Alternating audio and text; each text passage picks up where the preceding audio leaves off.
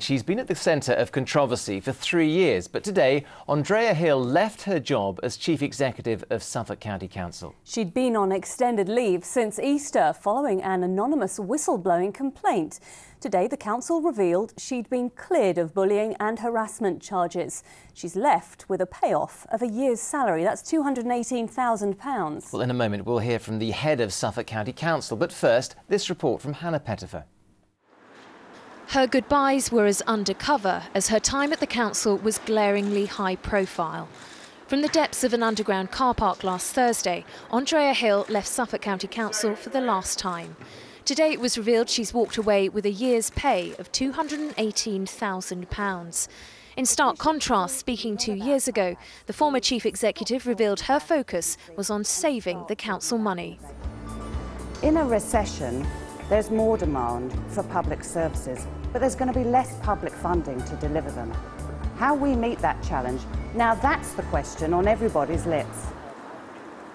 It's been 2.5 months since Andrea Hill was last at work here and 3 years since she joined the council. During that time, she's attracted a lot of publicity, but mainly for the wrong reasons. Her salary of £218,000, £75,000 more than the Prime Minister, was widely criticised. She ignored demands from Community Secretary Eric Pickles to take a 10% pay cut. She also hit the headlines for staying in a £205 a night hotel for a conference, whilst colleagues had rooms costing £85 each.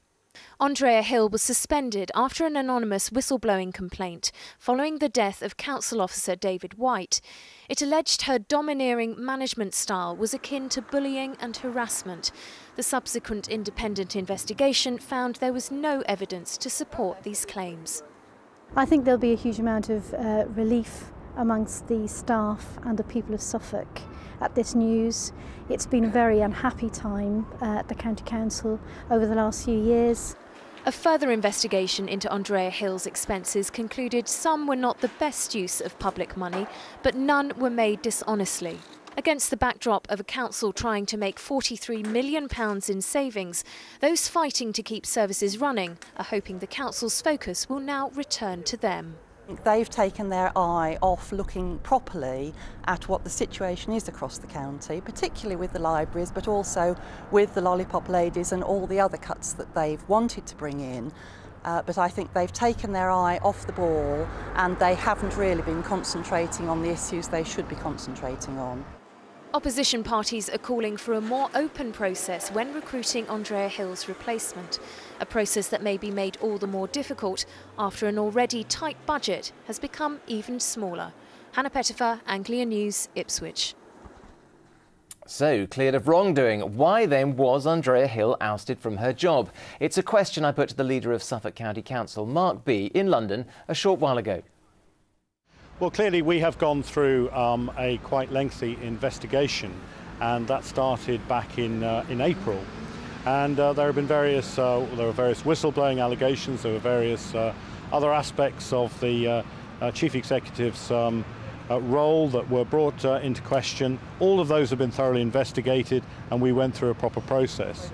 But I think we realised that now, with a new political leadership, with a new leader and a new direction, that there is now a time for change and a new head of paid service to help with that important task of taking Suffolk forward. Well, whatever the particular reasons were for Andrea Hill's ousting, then, regardless of that, it still represents a terrible chapter for Suffolk County Council, doesn't it?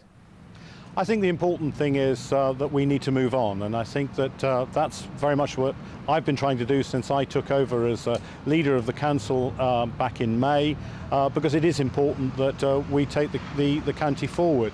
Well, moving on means appointing a new chief executive. What guarantees are there that the next one will receive a sensible wage? Well, we will of course be appointing a selection committee to look at that. And I want to move very quickly on this because I think that there needs to be very swift movement at the top of the organisation so that there is that steady hand at the head of paid service. And what would you say to the Suffolk taxpayers this evening who will presumably still be paying Andrea Hill's wages as well as a new chief executive's next year as well? Well, the thing is that I want us to look at salary levels, and I can't tonight tell you what that will be because I think that's something we need to discuss, but I think you can be assured it will be less than £218,000 a year. I would like to see Suffolk actually lower the bar in public sector pay. That's something I think is very important. As far as the settlement that's been agreed with Mrs. Hill, it is something I think has been very reasonable. There was a lot of speculation it was going to be an awful lot more than that, and I'm glad that we've been able to bring it into what is actually something that those in the both in the private and the public sector would recognise within an acceptable level. It still feels a lot of money, and I can understand people feel that, but we have tried and we, I believe, succeeded in bringing it down to the absolute minimum. Mark B there, the leader of Suffolk County Council, speaking to me a little earlier today.